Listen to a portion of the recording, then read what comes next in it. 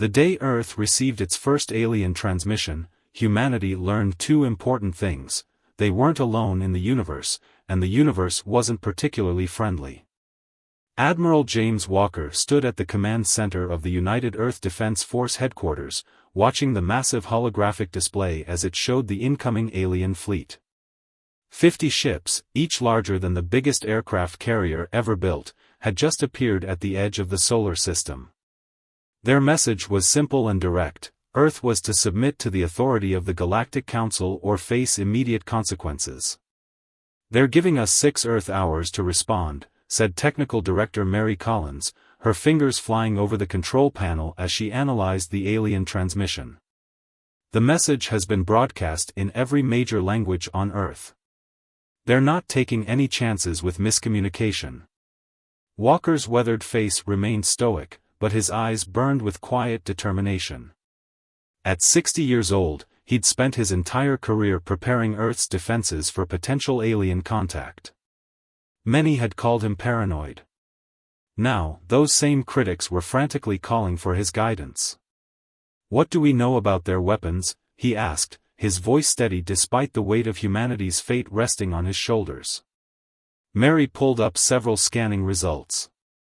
"Their energy signatures are impressive, but..." She paused, double-checking her readings. "Something's odd.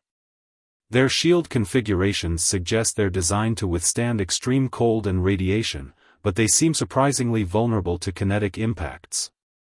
Walker allowed himself a small smile.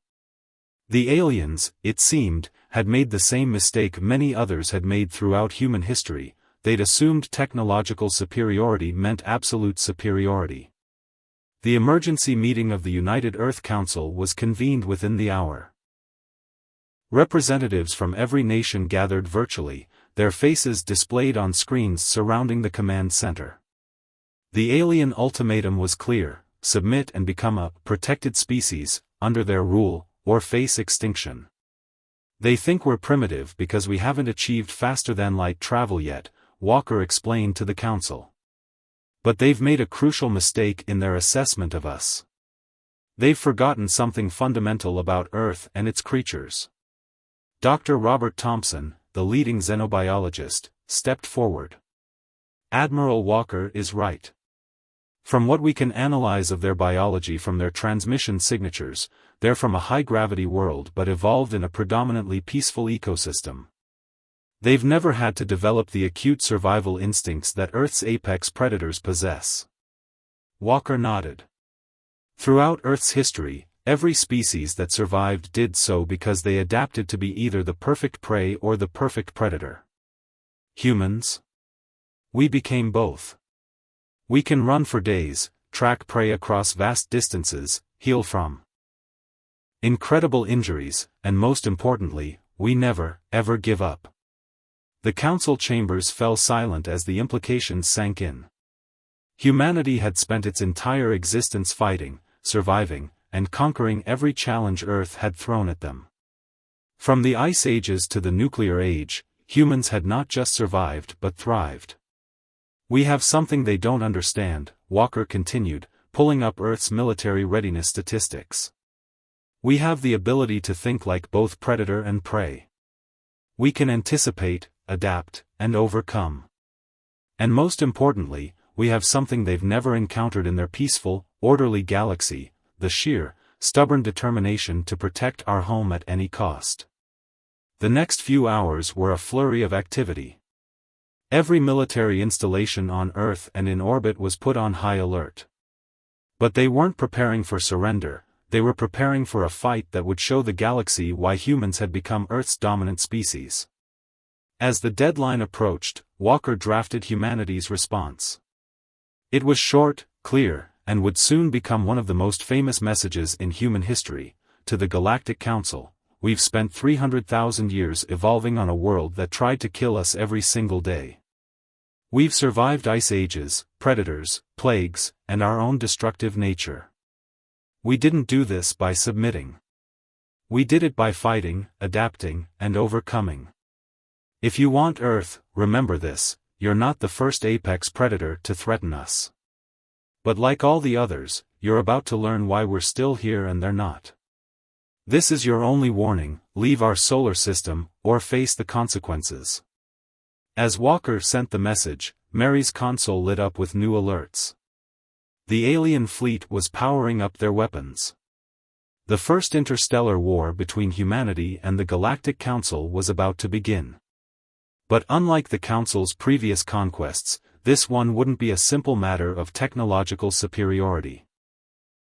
They were about to face something they'd never encountered before, a species that had been forged in the crucible of Earth's merciless evolution, where every day was a fight for survival and only the strongest, smartest, and most adaptable survived.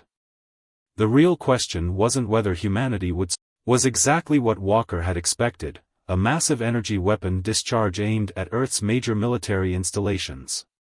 But instead of hitting their targets, the beam struck what appeared to be Earth's primary defense stations. The structures exploded spectacularly. The alien commander's face appeared on the main screen, his expression smug. Your primitive defenses are no match for our superior technology. This is your final chance to surrender. Walker allowed himself a small smile. Interesting offer. But I think you should check your sensors again. The destroyed defense platforms were actually elaborate decoys, sophisticated holograms combined with minimal physical structures containing small amounts of explosive materials. The real defense platforms had been hidden in plain sight, disguised as communication satellites and space debris. Now, Walker commanded. In an instant, Earth's true defensive network revealed itself. Hundreds of platforms, previously invisible to alien sensors, powered up simultaneously. But they didn't fire energy weapons, they fired something much more primitive and, against these particular aliens, much more effective. Thousands of tungsten rods, each weighing several tons and accelerated to near-relativistic speeds, streaked toward the alien fleet. The aliens' energy shields, designed to deflect plasma and laser weapons, proved almost useless against pure kinetic force. Direct hits on 23 vessels, Mary reported, her voice tight with controlled excitement. Their shields are failing. They didn't expect physical projectiles at these velocities. The alien commander's face reappeared, this time with considerably less confidence. This is impossible. Your species hasn't even achieved faster-than-light travel.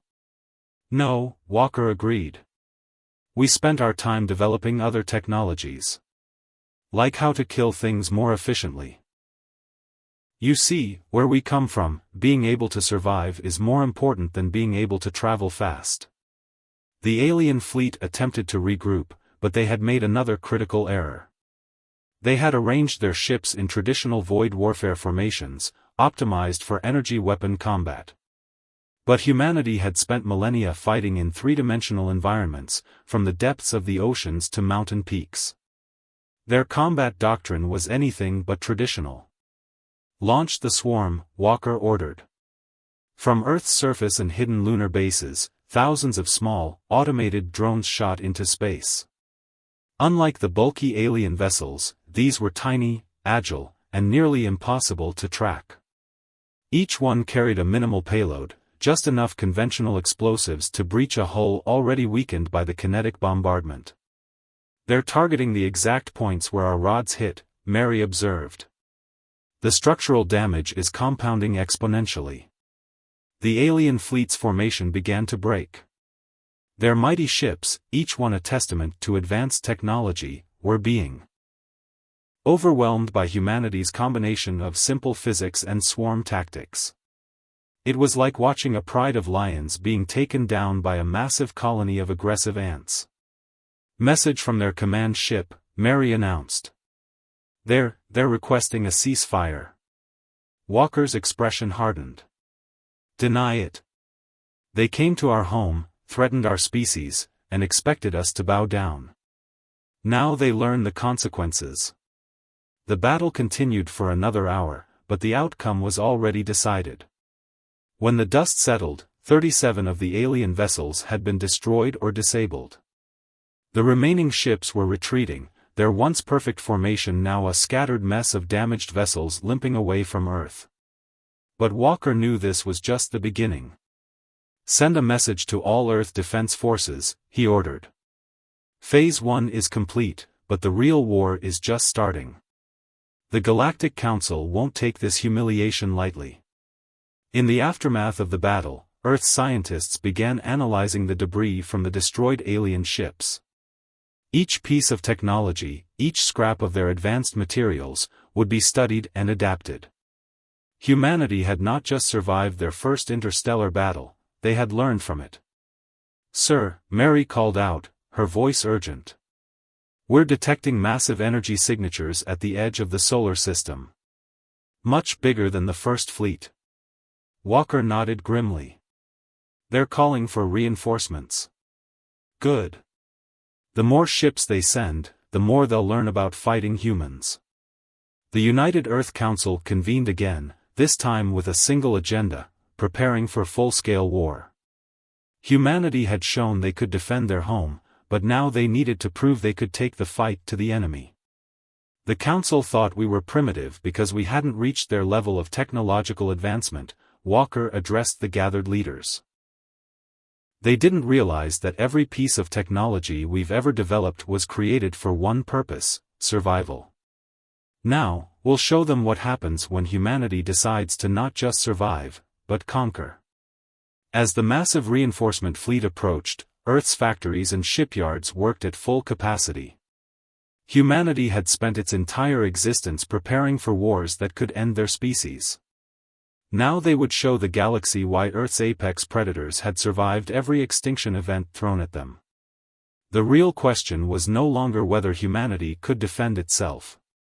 The question was whether the Galactic Council was prepared to face an enemy that saw their superior technology as simply more resources to adapt, overcome, and turn against them. 2 weeks after humanity's first victory against the Galactic Council, Earth had transformed into a fortress of innovation. In underground labs across the planet, scientists worked tirelessly to unlock the secrets of the alien technology they'd salvaged from the battlefield. Dr. Thomas Reed stood in the central research facility, examining a holographic display of an alien ship's power core. "It's fascinating," he told Admiral Walker. "Their technology isn't actually more advanced than ours, it's just different. They focused on efficiency and comfort.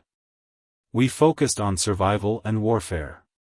Walker watched as the scientist manipulated the hologram. "Can we adapt it?" "Better."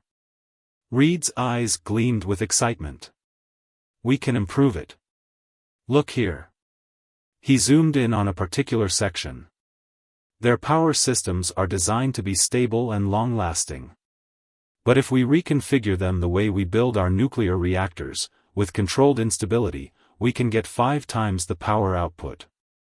"At what cost?" Walker asked, though he already knew the answer.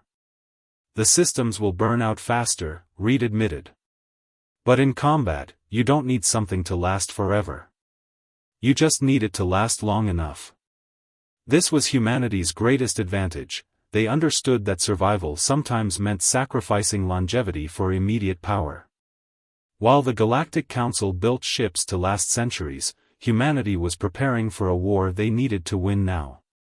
In orbit, Mary Collins supervised the integration of alien shield technology into Earth's defense platforms. The aliens' biggest mistake, she explained to her team, was thinking that technological advancement only moves in one direction. They never considered that someone might take their superior technology and make it more lethal. The alien shields, designed for steady, consistent protection, were being modified to pulse at extreme levels. They wouldn't last as long, but they could withstand hits that would have destroyed the original versions. It was like comparing a marathon runner to a sprinter, different approaches for different needs.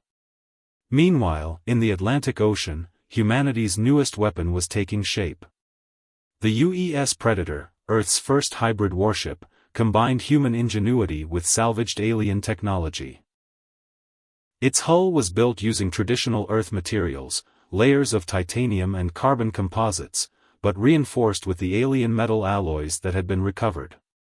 The result was a vessel that looked primitive to alien sensors but could withstand impacts that would shatter their ships. The Council thinks in terms of technological progression, Walker explained to the United Earth Council. They assume that since they achieved space travel first, they must be superior in all ways. But they don't understand that evolution doesn't follow a straight line. Different environments create different kinds of advancement. The Council's representatives watched as Walker showed them footage from the salvaged alien data cores. The Galactic Council's member species had evolved in relatively stable environments, developing their technology gradually over millennia of peace. Humanity, by contrast, had evolved on a planet that tried to kill them every day, developing technology in desperate bursts of innovation driven by constant warfare and natural disasters. We're turning their own technology against them, Walker continued, but not by copying it. We're adapting it the way we've adapted to everything else, by making it more efficient at keeping us alive and more deadly to our enemies.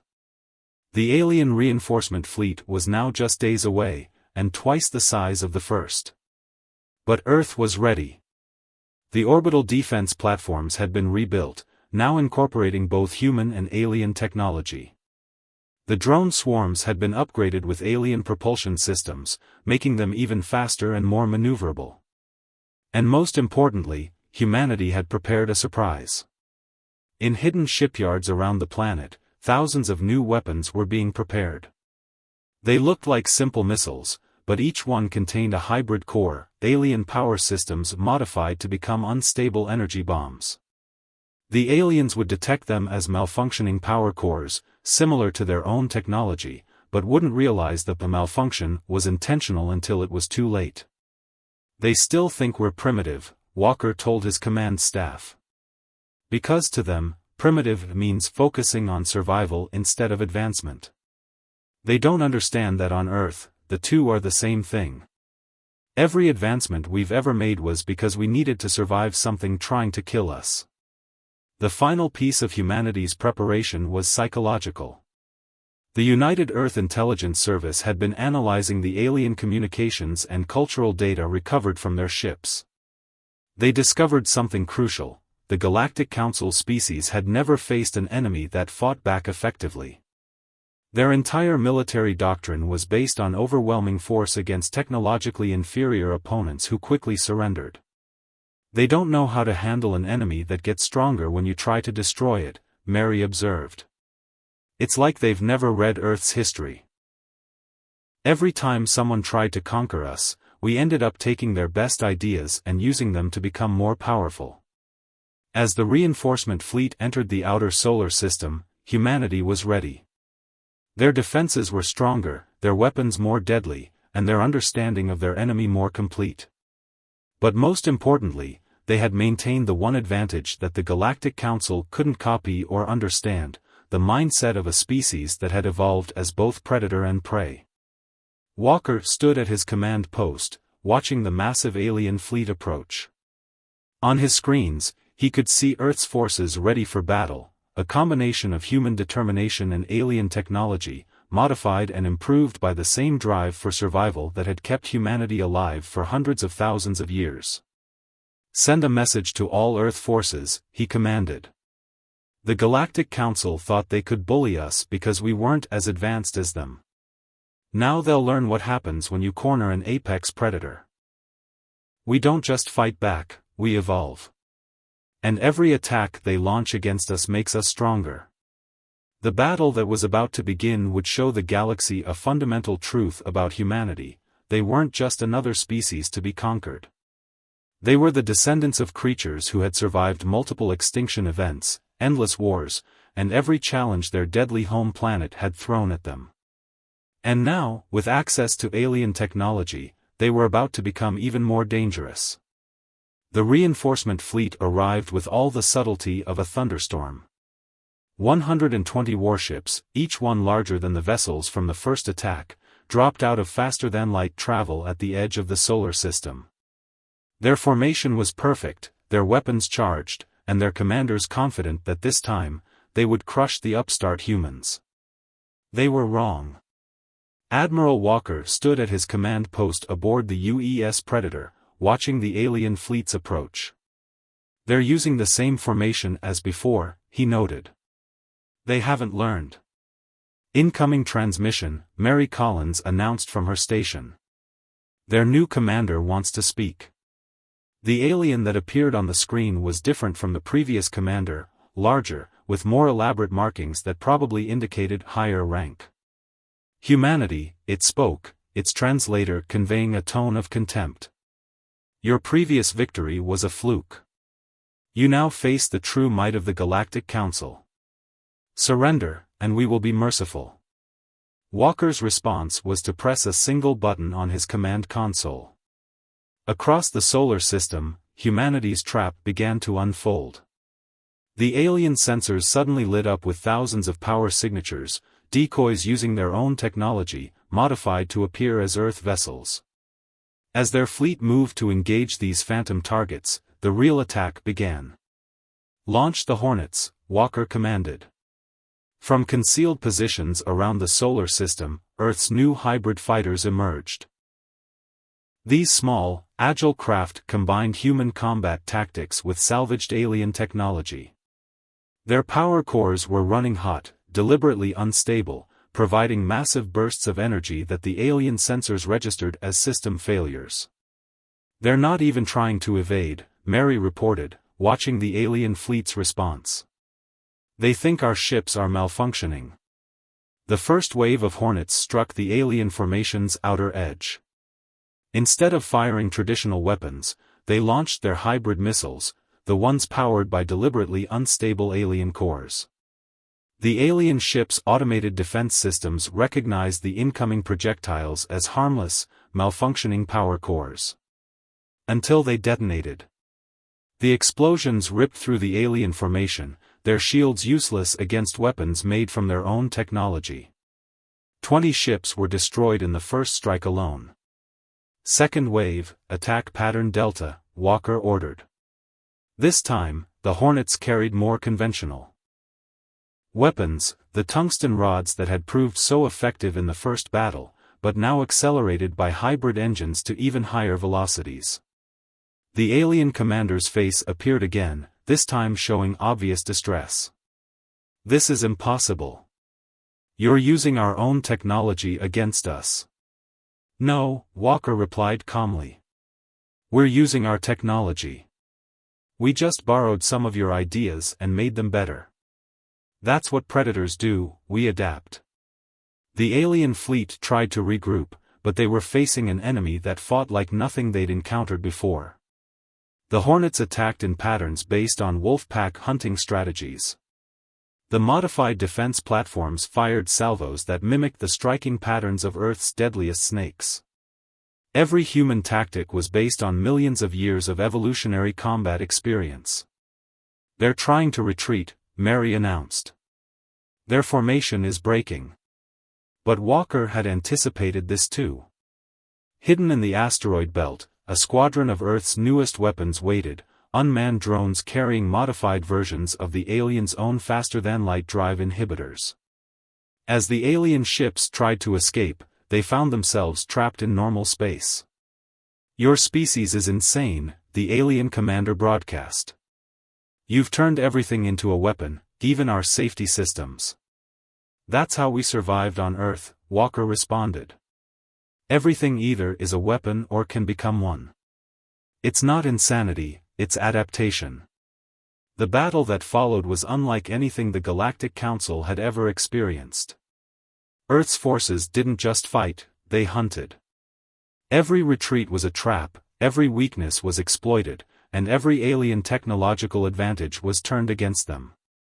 The UES Predator led the final assault, demonstrating why humanity named their ships after apex predators. Its hybrid hull absorbed hits that should have destroyed it. Its modified weapons fired with power levels that the aliens had deemed too dangerous to use. It was humanity's philosophy given form, survival at any cost. "Their command ship is isolated," Mary reported. "The rest of their fleet is in chaos. Walker nodded. Send the message. All across the battlefield, the human forces broadcasted in unison. You came to our system believing your advanced technology made you superior. But technology isn't what makes a species dangerous. Survival does. Every challenge makes us stronger. Every battle makes us smarter. And now, thanks to you, we have both our survival instincts and your technology. Retreat now, or be destroyed. The alien fleet's response was immediate. Ships began jumping away in every direction, abandoning their formation and their command ship in their desperation to escape. In less than an hour, the mighty reinforcement fleet had been reduced to scattered remnants. The alien commander's final transmission was brief: the Galactic Council made a mistake. We thought we were dealing with primitives. Instead, we armed the most dangerous species we've ever encountered. As the last alien ships fled the solar system, humanity had achieved more than just victory. They had proven that their primitive focus on survival had created something the Galactic Council couldn't understand, a species that grew stronger with every attempt to destroy it. Send word to Earth, Walker ordered. The immediate threat is over. But our work is just beginning. He knew that this victory would change everything. Humanity had defeated not just an alien fleet, but the entire notion that technological advancement alone determined a species' power. They had shown the galaxy that millions of years of evolution as Earth's apex predators had created something unique, a species that could take any technology, any advantage, and turn it into a tool for survival. The real question now wasn't whether humanity would join the galactic community. The question was whether the galactic community was ready for humanity. 1 month after humanity's decisive victory over the Galactic Council's reinforcement fleet, Earth had changed. The planet that had once been isolated in the cosmos was now bustling with activity as humans prepared for their next step into the galaxy.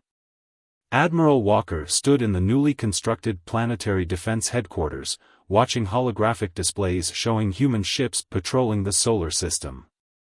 These weren't just Earth's old satellites and stations anymore. They were a mix of human innovation and modified alien technology, each vessel a testament to humanity's ability to adapt and improve. Message from the Galactic Council, Sir, Mary Collins announced from her station. It's their third attempt at diplomatic contact this week. Walker smiled. It was amazing how quickly bullies changed their tune when they realized they'd picked a fight they couldn't win. Put them through. The alien diplomat who appeared on screen was different from the military commanders they'd faced before. This one wore elaborate robes and spoke with careful precision.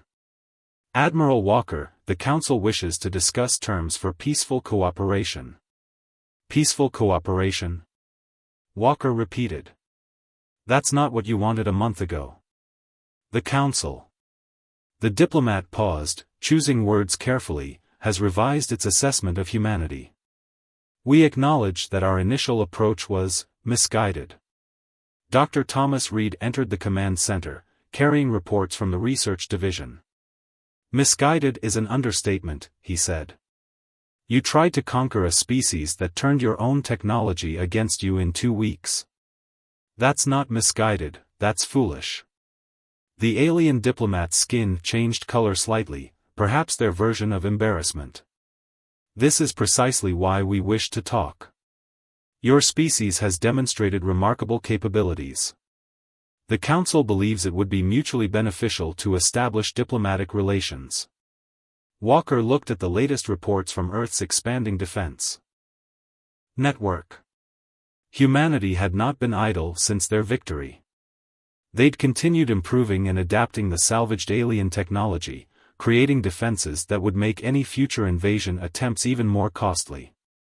Very well, Walker agreed. But the meeting happens here, on Earth. If you want to talk, you come to our territory. The diplomatic summit was arranged for the following week. Representatives from the Galactic Council arrived in a single unarmed vessel, landing at the new international spaceport in what used to be the Sahara Desert. The location had been chosen deliberately, a harsh environment that humans had transformed into a symbol of their advancement. The Council representatives were visibly uncomfortable in Earth's gravity and atmosphere, even with their environmental suits. This was exactly what Walker had wanted them to experience, a first-hand demonstration that humans thrived in conditions that other species found challenging. "Welcome to Earth," Walker greeted them in the conference chamber. "I trust your journey was enlightening?" The lead diplomat, who introduced himself as High Commissioner Blank, the closest translation their systems could manage, tried to hide his discomfort. "Indeed. Your solar system's defenses are impressive. Especially considering how recently you acquired the technology."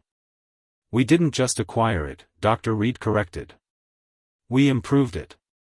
Your power systems now operate at 300% their original capacity in our ships. Of course, they burn out faster, but we can replace them more quickly than you can build new ones." The diplomatic discussions that followed were unlike anything the Council had experienced before. They were used to dealing with species that either submitted to their authority or were too primitive to be worth considering. Humanity was something new, a species that had jumped from primitive to dangerous without passing through the usual stages of development. "Here are our terms," Walker announced. "Earth will join your Galactic Council, but as equals, not subjects. We maintain independent control of our military forces and the right to defend ourselves as we see fit. In exchange, we'll share our innovations with species who treat us with respect." "Your innovations?" one of the alien diplomats asked nervously. Mary pulled up displays showing some of humanity's recent achievements. Hybrid ships that could outmaneuver anything in the Council's fleets. Weapons that combined primitive kinetic force with advanced energy systems. Defense systems that used the harsh conditions of space to their advantage rather than trying to negate them. "We've learned something interesting from your database," Walker continued. "Most species out there evolved to be either predator or prey. But Earth created something different. We became both. We can think like prey, always watching, always ready to spot danger. But we can also think like predators, adapting, improving. Turning weakness into strength." The Council representatives conferred among themselves briefly before High Commissioner Blank spoke. "Your terms are acceptable. The Council recognizes Earth as an independent power. However," he paused, "we have a concern about humanity's potential expansion into space." Walker's expression remained neutral. "Oh. Your species' ability to adapt and improve technology, combined with your aggressive survival instincts, makes you potentially dangerous to galactic stability." "You're right," Walker agreed, surprising the diplomats. "We are dangerous. But only to those who threaten us. That's another thing about Earth's apex predators, we don't hunt unless we need to. Treat us with respect, and we'll be the strongest allies you've ever had. Threaten us." He let the implications hang in the air. The treaty that was signed that day would be remembered as the beginning of a new era in galactic history. Humanity gained access to the stars, and the galaxy gained something it didn't know it needed, a species that understood that true strength came not from technological advancement, but from the will to survive and adapt. As the alien diplomats prepared to leave, High Commissioner Blank had one final question. "What will humanity do now?" Walker looked out at the sprawling spaceport, where human ships were being prepared for their first journeys beyond the solar system. "What we've always done. Explore. Learn. Adapt. And make sure that everyone out there understands one simple truth: Earth isn't just another planet to be conquered. It's the home of a species that evolution itself couldn't defeat. And now, thanks to your Council's failed invasion, we're stronger than ever." The galaxy would soon learn what Earth had known for millions of years, that sometimes the most dangerous predator isn't the biggest or most technologically advanced. It's the one that can adapt, survive, and turn every defeat into a victory. Humanity was going to the stars. And they were bringing all their predatory instincts with them.